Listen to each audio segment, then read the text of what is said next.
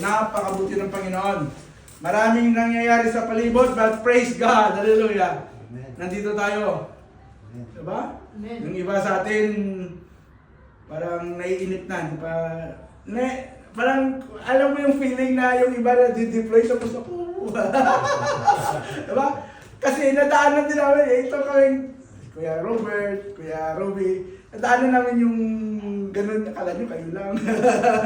Pero yung panalangin. Panalangin. Yes, Patuloy dahil Yes. akalain mo, sa dami-dami ng tao, 100 million yung sa Pilipinas, tayo nandito na. Yung iba gusto na ng lumipad papunta dito pero wala silang pangpalipad.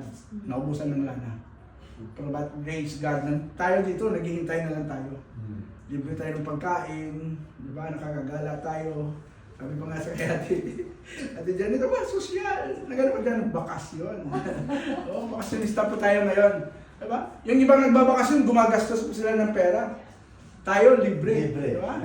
Yan yung pag mga anak ng Diyos talagang pinagpapala ng Panginoon. Amen. Yung, kita mo, yung natatawa nga ako doon, yung kay Brother Richard, saka si Mac, yung pinuntahan nilang employer ngayon, nag-message kahapon si Leonard. Sabi niya, mga pastor, salamat. Akala ko kung sino nag-message. Tapos pinakita niya na grabe talaga daw, mahal na mahal daw siya ng baba at yung nung mama niya, yung asawa ng baba. Tapos hindi lang yun. You know, binilan daw siya ng mga gamit. Wow. Grabe, tuwang-tuwa siya. Sabi niya, first time niya daw na binilan siya ng binilan siya ng mga gamit, di ba? Wala kayo noon. Ibig sabihin, meron talaga ang purpose ng Lord. Kung hindi man kayo doon, meron pa the best.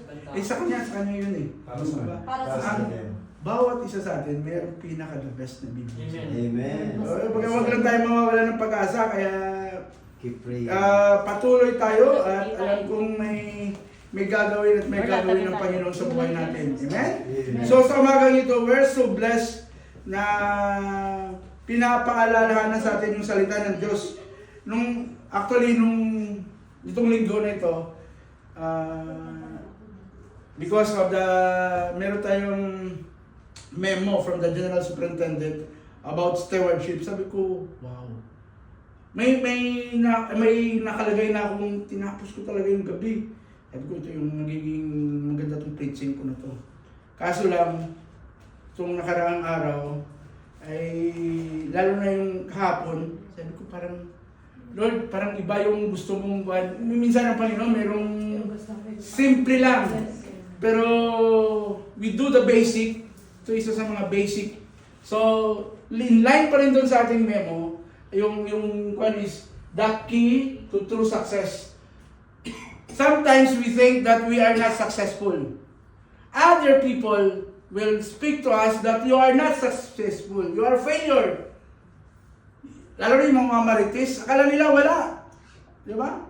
Yung iba, ayan, kita mo naman, tagal-tagal ka dyan, ganito, ganyan.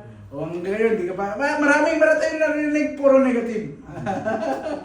Diba? Even my family, even those people before, ang dami mong mga na, hindi ka successful. But right now, in this morning, mag-aaral tayo, the key to true success. It's not just all